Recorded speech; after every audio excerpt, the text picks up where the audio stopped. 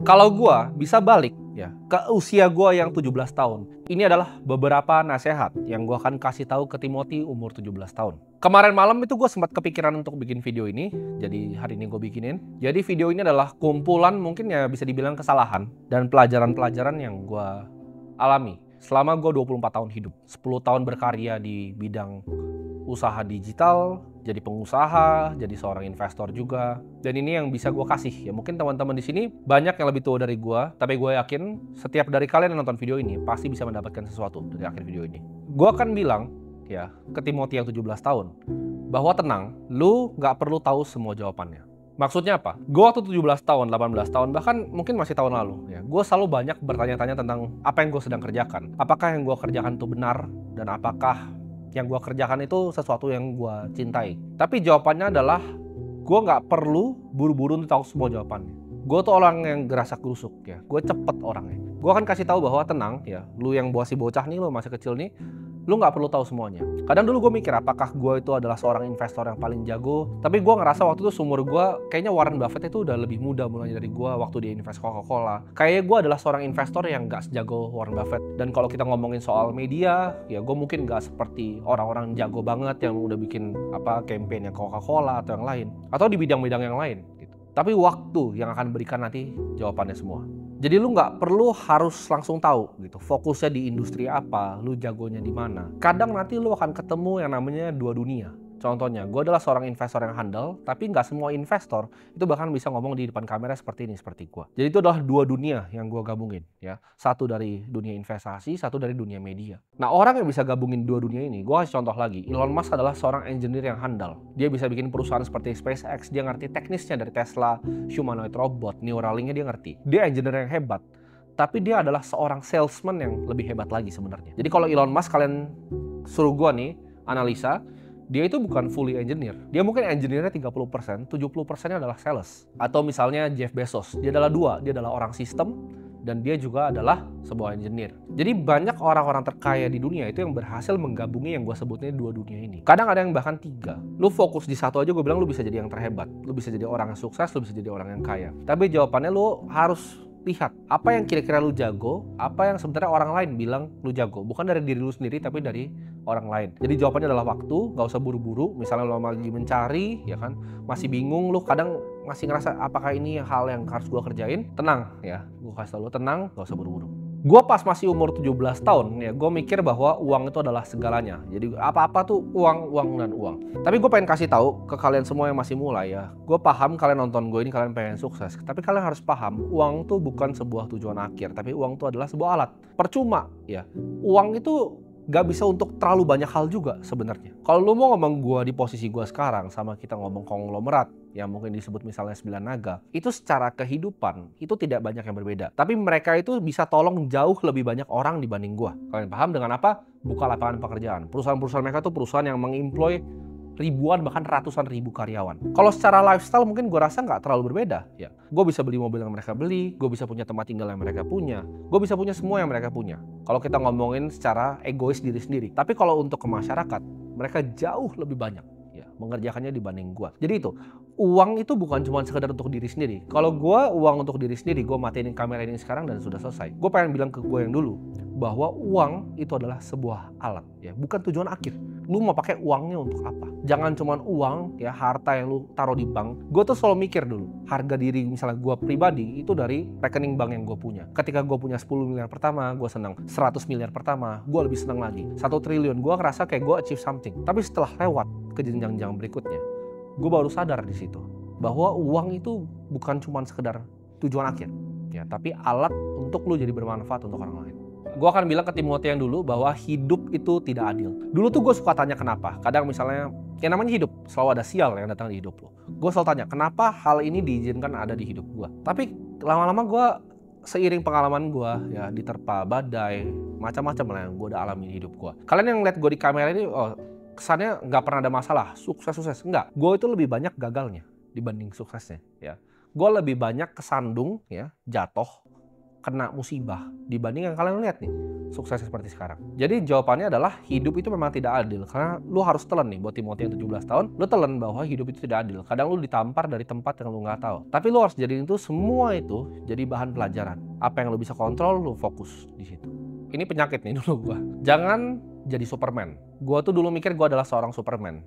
17 tahun, gue mau pegang kameranya sendiri, gue mau ngeditnya sendiri, gue mau bikin agensi gue sendiri, gue jadi akuntannya sendiri, gue orang finance-nya sendiri, ya, gue orang sales-nya sendiri, gue orang marketingnya sendiri, semuanya sendiri dan sendiri. Di hidup ini lu nggak butuh jadi Superman, tapi lu butuh super team. Jadi jangan bergantung sama diri lu sendiri, karena itu penyakit itu. Jadi orang-orang baru mulai usaha pasti paham. Dia ngerasa karena dia yang paling pintar, dia bisa semuanya. Jawabannya enggak. Lu harus bisa delegasi ke orang-orang yang lebih pintar dari lu di bidangnya mereka sendiri-sendiri. Karena nggak ada ya yang jago dalam 10 bidang gitu. Elon Musk aja gue sebut cuma 2, sales dan juga engineering. Dia nggak jago di banyak bidang yang lain. Ketika ada orang yang lebih jago, ya lu serahkan ke orang yang lebih jago. Jangan ngerasa lu mau kokop semuanya sendiri ya. Karena itu adalah pikiran yang orang-orang baru mulai usaha biasanya. Mereka pikir semuanya bisa dikerjakan sendiri dan mereka paling jago di semua bidang. Padahal jawabannya tidak, banyak yang lebih jago dari kamu. Jangan hidup untuk disukai banyak orang, tapi hiduplah untuk bisa menolong banyak orang. Dulu gue mikir gue pengen jadi orang yang bisa disukai sama semua orang. Ya sampai gue nggak menghargai bahkan waktu gue sendiri. Contoh, gue nggak enakan dulu. Tim ini ada acara ini, gue datang. Tim ada ini, gue datang. Gue nggak menghargai diri gue sendiri. Gue pilih jadi people pleaser, senengin semua orang. Tapi gue sadarin itu nggak ada ujungnya. Jadi gue bukan menargetkan diri gue jadi orang yang ibaratnya disukai sama banyak orang. Tapi gimana caranya gue jadi orang yang paling bermanfaat untuk banyak orang. Kalau orang banyak nggak suka sama gue, tapi gue itu bermanfaat untuk banyak orang, itu nggak masalah ya. Gue ngomong dengan tegas seperti ini, gue ngomong fakta yang tegas, namun banyak yang nggak seneng, tapi banyak yang terbantu dan merasa bermanfaat untuk mereka, tugas gue udah selesai di sana. Untuk Timothy yang 17 tahun, ya, jangan takut untuk dibenci orang, karena di ujungnya, ya kebenaran itu akan selalu menang. Nah ini gue akan ngomong juga nih, karena gue dulu masih kecil tuh gue ngincar quick win, ya kan. Waktu gue nge-goalin deal, waktu gue masih punya agency itu yang penting goal dulu ya. Bisa atau enggaknya urusan belakangan. Gue nggak main game yang endurance, yang tahan lama. Gue nggak mikir serakah soalnya kan. Gue mikir kalau kontraknya cuma 3 bulan nih, next bulan keempat gue bisa mahalin nih. Dulu gue mikirnya quick win, gue mau uang cepat. Gue nggak mikir endurance ya. Padahal kalau gue kerjain dengan baik aja, semampunya gue dengan harga yang oke, kalau gue dipakai sama dia terus, kita nggak tahu orang ini bisa kasih gue referensi ke siapa, mulut ke mulutnya seperti apa. Reputasi itu bukan sesuatu yang gue paham dulu ya. Jadi gue cuma kejarnya quick win. Tapi gue paham gamenya sekarang itu bukanlah kaya dengan cepat, tapi yaitu endurance. Uang itu bisa datang dan bisa hilang. Gamenya di dunia ini, ketika lo bikin uang, contoh seperti gue sekarang, ini bukan cuma untuk bikin uang lebih banyak, tapi gamenya adalah mempertahankan uang yang lebih sulit. Namanya endurance di sini. Jadi enduring wealth, jadi harta yang bertahan lama. Kadang nggak banyak orang yang bisa tahanin harta itu bahkan lintas generasi. Satu kehidupan aja banyak kan udah habis semua, antara kena kasus, kena yang lain. Nah di sini gue belajar, nggak penting quick win. Mungkin ada orang yang bisa bikin duit lebih cepat dari gue pakai cara yang ilegal. Tapi gue tahu reputasi cuma datang sekali. Jadi jangan cari quick win, tapi cari endurance. Jangan remehkan kekuatan dari sabar. Di investasi pun zaman dulu gue nggak sabar ya. Ketika gue lihat saham nih, gue lihat ini ada corporate action yang mantap tuh gue hajar terus pokoknya. Gue nggak sabaran orangnya. Ya gue ngeliat ada opportunity dikit, gue hajar. Ada orang tawarin ini, yes ya gue ikut. Akhirnya rugi dan rugi. Sedangkan kalau gue sabar, contoh seperti sekarang, apakah gue tidak bisa men-trade opportunity yang gue tahu dengan network yang gue punya? Bisa sekali. Tapi gue pilih sabar. Gue main di game yang long term. Gue nggak perlu trading yang kecil-kecilan. Gue lihatnya semuanya jangka panjang. Apa yang gue bisa lakukan, ya, yang gue bisa use capital gue untuk sesuatu yang sangat jangka panjang. Time horizon gue, ini bedanya orang sukses sama enggak. Orang yang luar biasa sukses dan enduring wealth ya gue bilang ya, yang gue ngobrol ya. Mereka tuh horizonnya nggak cuma 1-2 tahun. Mereka horizonnya 20 tahun, 30 tahun, 40 tahun. Lihat ke depan, jauh. Sukses jati itu bukan berapa harta yang lu punya, tapi berapa yang lo bisa bantu orang lain. Percuma ya, orang kaya, gue ada beberapa lihat orang kaya ya, yang akhirnya pelit, ya dia cuma mau diri sendiri, akhirnya dunia yang ngambil itu semua dari mereka. Gue percaya dunia ini ada kekuatan kosmik ya, yang ada di dunia ini. Ketika lo bikin sesuatu yang baik di dunia ini, lo akan diberikan sesuatu yang baik. Banyak orang kaya dia kokop duitnya, akhirnya apa, dia kesandung kasus, ya kan cuma dia taruh di rumah kan, ratusan miliar begitu, akhirnya kena hilang. Sedangkan orang yang bikin duitnya sungguh-sungguh, pelan-pelan, banyak yang lihat gue itu instan sampai sekarang. Itu teman-teman bisa lihat progresnya. Itu bukan sesuatu yang instan dan tiba-tiba. Ya, jadi nggak ada di dunia ini yang instan. Ketika gue dulu selalu terobsesi jumlah harta yang gue punya, sekarang gue terobsesi berapa banyak manusia yang gue bisa bantu. Itulah kenapa gue bikin ini. Jangan terlalu bangga terhadap pencapaiannya lu belum mengerti maknanya. Nah, ini mungkin banyak yang bingung. Karena dulu waktu gue baru mulai, ketika gue sukses sedikit, wah gue malah lebih pengen kelihatan sukses dibanding sukses beneran gitu. Kadang lu tuh belum ngerti makna dari milestone yang lu capai. Karena di setiap lu naik bukit di kehidupan itu selalu ada cobaannya. Jadi ketika lu udah naik gunung, di depan lu mau naik lagi itu ada beruang biasa di situ. Jadi jangan keburu selebrasi dulu, sabar dulu. Ya tenang aja, tenang. Nah itu yang gua dari dulu, itu mungkin baru tahun lalu nih, gua ibarat tobatnya nih baru tahun lalu. Gua setiap kali menang sedikit, wah gua pengen tunjukin dunia bahwa gua tuh pemenang. Tapi itu semua fana teman-teman, itu semua nggak penting dan nggak perlu dilakukan. Tundukin kepala lu ke bawah dan lanjut jalan, karena masih ada beruangnya. Jadi jangan selebrasi yang lu belum paham. Sukses tuh selalu ada bayaran ya. Setiap kali lu capai sesuatu selalu ada bayarannya. Semakin lu tinggi, ya, semakin lu waspada. Makin lu tinggi daki gunung, itu ibarat gunung tuh makin licin. Kalau gue di gunung, ini gunungnya udah licin. Orang bilang kan makin tinggi pohon itu makin anginnya ini. Tapi itu menurut gue lebih gampang digambarin pakai gunung. Kalau gue mendaki gunung, ini gunung gue udah gunung es. Sekali gue kepleset, gue jatuh dan gue mati. Nggak cuma itu, banyak yang dari bawah belum nyampe ke atas sudah lempar-lemparin gue pakai tombak gitu. Jadi lu harus waspada, ya. Jangan euforia. Ini masih masuk ke nomor 10 sebenarnya. Jangan lu terlalu euforia, santai aja. Waspada, lihat kanan kiri depan belakang. Lihat siapa yang beneran temen lu, karena banyak temen di saat lu seneng. Tapi di saat lu nanti mulai susah, lu akan lihat siapa teman-teman yang mau ngulurin tangannya ke lu. Banyak kan tuh ikut tim hore, gue sebutnya.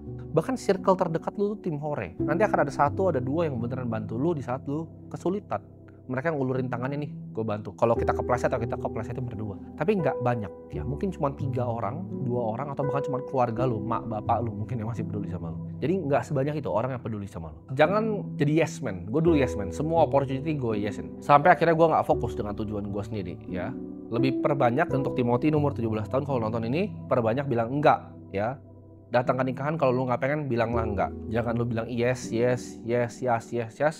Tujuan akhir lu untuk bantu banyak orang ini jadi ke distraksi. Jangan biarin ego lu itu dipuji sama semua orang sampai lu nggak bisa dengar kritik. Ini yang bahaya. Ini yang bahaya ke orang yang punya 2, gue sebutnya. Uang ya dan fame. Orang yang punya uang dan fame itu kayak gua mungkin 2 tahun lalu itu besar kepalanya mampus. Ketika besar kepalanya mampus, orang dengerin gua merasa gua yang paling dewa. Lewat kuping kanan keluar di kuping kiri. Gua nggak pernah mau dengerin orang karena gua mikirnya ya lu udah ngapain di umur gua. Gua selalu mikirnya seperti itu. Tapi kadang ada hal yang lu nggak tahu yang orang lain tahu. Yang orang yang udah lihat hidup lebih lama, orang yang sudah lebih bijak ngeliat hidup, itu paham betul ya apa yang gue sebut di sini. Jadi jangan sampai ego lu tuh terus dipuji. Karena pride seorang manusia itu biasa ujung dari kehancurannya. Ya, ketika manusianya itu prideful, kalian banyak yang kira mungkin gue di kamera ini terkesannya sombong dan lain-lain. Tapi kalau kalian paham, ya itu adalah semua karakter yang gue bangun untuk yuk masyarakat Indonesia sadar. Kalau kalian banyak ketemu orang, pernah ketemu gue di dunia nyata, kalian tahu itu sangat berbeda dengan apa yang kalian lihat biasanya di sini. Ini aja kalian berbeda, kan semuanya bisa gue atur sesuai apa yang gue mau. Lu tidak bisa judge seseorang di depan kamera, itu seperti lu ngejudge aktor di film. Dan ini kita akan ngomong, karena ini adalah nasihat yang paling jujur dari hati gue kalau gue mau ngomong ke Timothy yang 17 tahun. Biar gue selamatin dia gitu. Tapi sebenarnya kalau gue disuruh balik pun gak ada yang mau gue ubah. Karena semua pengalaman gue ini yang gue share ke lu semua, itu biar lu gak mengalami lubang yang sama yang gue jatuh. Ini semua pengalaman yang pernah bikin gue jatuh. Mungkin gue gak jelasin beberapa poin terlalu panjang, karena gue pengen kalian bisa interpretasi sendiri maksud gue itu apa. Dan ketika sudah kejadian, kalian mungkin nanti baru paham. Jangan fokus di hal yang lu gak bisa kontrol ya. Gue selalu mikir, aduh kenapa kadang gue begini, kenapa kadang dikasih seperti ini. Itu hal yang gue gak bisa kontrol. Nah yang lu bisa kontrol tuh apa? Lu lihat di depan lu, ini saya bisa kontrol ini, saya akan lakukan yang terbaik sesuai dengan porsi saya. Ya, hati yang bijak. Yang paling penting lu cari di dunia ini itu bukan cuma sekedar uang, tapi kebijaksanaan atau wisdom. Hati yang bijak itu akan menerima yang namanya koreksi. Jadi mereka akan menerima nasihat, tapi orang yang bodoh, ya gue sebutnya, orang yang bodoh itu akan menolak nasihat. Dia nggak akan mau dengerin. Orang yang udah lewatin apa yang dia lewatin, dia nggak mau dengerin. Oh lu jangan begini ya, enggak lah, gue paling tahu. Kalau lu cari mentor, nih banyak cari mentor tuh bagaimana? Lu harus satu bisa lihat apa yang lu pengen hidup lu. Apakah lu pengen hidup seperti dia atau tidak? Itu yang pertama. Yang kedua, mentornya harus bijak. Bijak itu apa? Bijak itu bukan cuma lihat baik dan jelek. Baik dan jelek itu semua orang biasa, orang pintar bisa tahu. Orang punya knowledge, gue sebutnya. Orang yang pintar tuh bisa tahu. Tapi orang yang bijak itu bisa bedain mana yang baik, mana yang terbaik. Ini yang sulit banget. Baik dan buruk ini gampang lihatnya. Orang pintar bisa. Orang bodoh pun nggak bisa lihat kadang baik dan buruk. Dia lakuin aja gitu kan. Tapi kalau pilihan di hidup lu antara ini yang baik ke mana yang terbaik, itu butuh mentor. Itu butuh orang yang udah pernah di situ. Ngasih tahu lu, tim lakuin yang ini. Ya, lu jangan begini. Nanti kalau lu begini, lu bisa nyemplung gitu. Dia bisa lihat yang baik doang mana sama yang terbaik yang mana. Itu baru orang bijak. Jangan malas ngelihat kesempatan nih. Timothy ini kadang dulu malas lihat kesempatan. Ketika ada badai dia pilih untuk kokop, untuk aman gitu. Cuman gue kasih tau enggak, justru di saat gue udah ngalamin sekarang, setiap kali gue dapat badai kehidupan, itu selalu gue jadiin manfaat, gue sebut. Ketika gue ada masalah, gue selalu jadiin itu justru batu loncatan. Orang yang gue kenal dalam menyelesaikan masalah itu siapa aja, dan gue bisa masuk ke jenjang yang lebih tinggi lagi. Jadi kalau ada badai, lu tabrak terus aja. Lu tabrak terus, lu lihat tapi bakal tetap waspada ya. Dan lu lihat celahnya. Jadi jangan pas ada masalah lu malah meringkuk dan ketakutan. Ketika ada masalah, lu lihat opportunity di dalam badai itu yang mana. Problem Timothy mungkin bukan umur 17, tapi mungkin umur 20-an ya. Gue itu orang yang dulu, kadang kalau orang tampar gue, itu gue tampar balik, kalau bisa gue cabut matanya. Ini problem orang yang baru punya uang dan baru punya kuasa sedikit. Jadi lu belajar untuk jangan membalas orang. Ketika orang bikin salah sama lu, jangan dibalas. Itu akan bawa lu mungkin banyak masalah ke depan nih. Jadi ketika lu ditampar, lu cabut matanya, nanti dia mau buntungin tangan lu. Jadi jangan membalas orang. Seberapa dia bikin salah sama lu, itu let go aja. Ini buat Timothy umur 17. Karena dia kan ntar akan tua kan. Lu let go aja. Ketika ada orang bikin salah sama lu, jangan lu ditampar terus lu ambil matanya. Gitu. Nanti tangan lu mau dibuntungin sama dia.